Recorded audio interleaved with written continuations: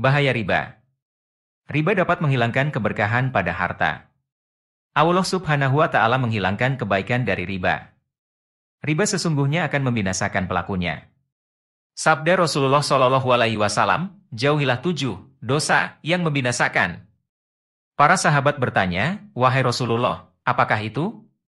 Beliau menjawab, syirik kepada Allah, sihir, membunuh jiwa yang diharamkan Allah Subhanahu wa Ta'ala kecuali dengan benar, memakan riba, memakan harta anak yatim, berpaling dari perang yang berkecamuk, serta menuduh berzina kepada wanita-wanita merdeka yang beriman dan suka menjaga kehormatan.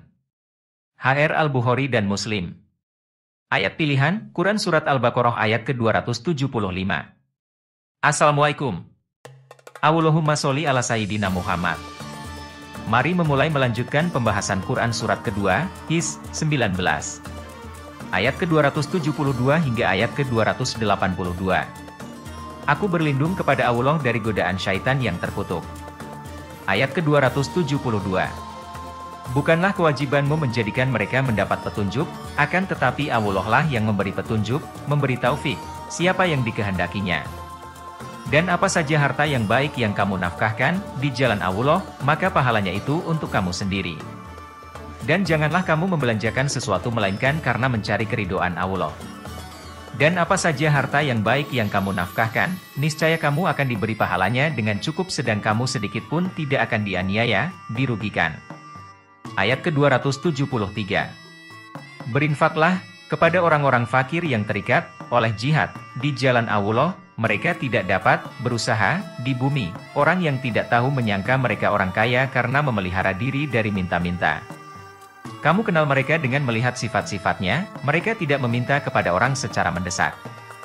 Dan apa saja harta yang baik yang kamu nafkahkan di jalan Allah, maka sesungguhnya Allah Maha mengetahui. Ayat ke-274. Orang-orang yang menafkahkan hartanya di malam dan di siang hari secara tersembunyi dan terang-terangan, maka mereka mendapat pahala di sisi Tuhannya. Tidak ada kekhawatiran terhadap mereka dan tidak pula mereka bersedih hati. Hukum riba. Ayat ke-275. Orang-orang yang makan, mengambil, riba tidak dapat berdiri melainkan seperti berdirinya orang yang kemasukan syaitan lantaran tekanan, penyakit gila.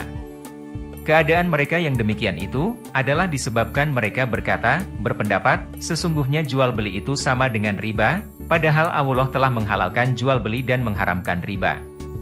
Orang-orang yang telah sampai kepadanya larangan dari Tuhannya, lalu terus berhenti dari mengambil riba, maka baginya apa yang telah diambilnya dahulu, sebelum datang larangan, dan urusannya, terserah, kepada Allah. Orang yang kembali mengambil riba, maka orang itu adalah penghuni-penghuni neraka, mereka kekal di dalamnya. Riba itu ada dua macam, nasiah dan fadl. Riba nasiah ialah pembayaran lebih yang disyaratkan oleh orang yang meminjamkan. Riba fadl ialah penukaran suatu barang dengan barang yang sejenis, tetapi lebih banyak jumlahnya karena orang yang menukarkan mensyaratkan demikian, seperti penukaran emas dengan emas, padi dengan padi, dan sebagainya. Riba yang dimaksud dalam ayat ini riba nasiah yang berlipat ganda yang umum terjadi dalam masyarakat Arab zaman jahiliyah. Maksudnya, orang yang mengambil riba tidak tentram jiwanya seperti orang kemasukan syaitan. Riba yang sudah diambil, dipungut, sebelum turun ayat ini, boleh tidak dikembalikan. Ayat ke-276. Allah memusnahkan riba dan menyuburkan sedekah. Dan Allah tidak menyukai setiap orang yang tetap dalam kekafiran, dan selalu berbuat dosa. Yang dimaksud dengan memusnahkan riba ialah memusnahkan harta itu atau meniadakan berkahnya. Dan yang dimaksud dengan menyuburkan sedekah ialah memperkembangkan harta yang telah dikeluarkan sedekahnya atau melipat gandakan berkahnya. Maksudnya ialah orang-orang yang menghalalkan riba dan tetap melakukannya. Ayat ke-277. Sesungguhnya orang-orang yang beriman, mengerjakan amal soleh, mendirikan sholat dan menunaikan zakat, mereka mendapat pahala di sisi Tuhannya. Tidak ada kekhawatiran terhadap mereka dan tidak pula mereka bersedih hati. Ayat ke-278. Hai orang-orang yang beriman, bertakwalah kepada Allah dan tinggalkan sisa riba yang belum dipungut, jika kamu orang-orang yang beriman. Ayat ke-279. Maka jika kamu tidak mengerjakan, meninggalkan sisa riba, maka ketahuilah bahwa Allah dan Rasul-Nya akan memerangimu. Dan jika kamu bertaubat dari pengambilan riba, maka bagimu pokok hartamu, kamu tidak menganiaya dan tidak pula dianiaya. Ayat ke-280. Dan jika orang yang berhutang itu dalam kesukaran, maka berilah tangguh sampai dia berkelapangan. Dan menyedekahkan sebagian atau semua utang, itu lebih baik bagimu jika kamu mengetahui. Ayat ke-281. Dan peliharalah dirimu dari azab yang terjadi pada hari yang pada waktu itu kamu semua dikembalikan kepada Allah. Kemudian masing-masing diri diberi balasan yang sempurna terhadap apa yang telah dikerjakannya, sedang mereka sedikit pun tidak dianiaya, dirugikan. Kesaksian dalam muamalah. Ayat ke-282. Hai orang-orang yang beriman, apabila kamu bermuamalah tidak secara tunai untuk waktu yang ditentukan, hendaklah kamu menuliskannya. Dan hendaklah seorang penulis di antara kamu menuliskannya dengan benar.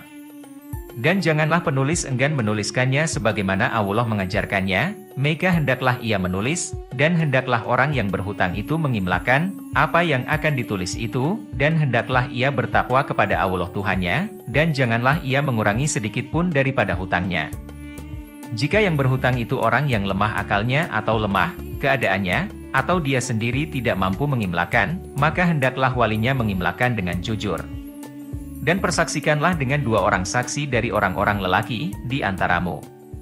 Jika tak ada 2 orang lelaki, maka boleh seorang lelaki dan 2 orang perempuan dari saksi-saksi yang kamu ridhoi, supaya jika seorang lupa maka yang seorang mengingatkannya. Janganlah saksi-saksi itu enggan memberi keterangan apabila mereka dipanggil, dan janganlah kamu jemu menulis hutang itu, baik kecil maupun besar sampai batas waktu membayarnya.